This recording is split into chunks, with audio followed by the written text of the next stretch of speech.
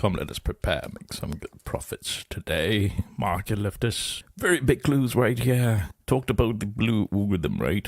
Isn't it? You see it happening, selling in orange.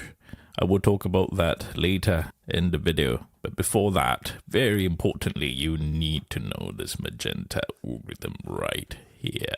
Finding profits in the charts 1025 right here. Now, this is a combination of the pink algorithm here. You see the pink and the magenta, and just see for yourself how beautiful, absolutely beautiful, the market grabbed the liquidity right here with that beautiful head and shoulder pattern, breaking both the magenta and the pink algorithm. Absolutely, absolutely beautiful trade, this one.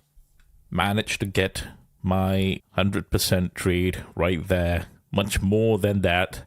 It went all the way about 700%, just one trade, especially once it picked up the volume, breaking the pink algorithm support right there. Absolutely beautiful trade.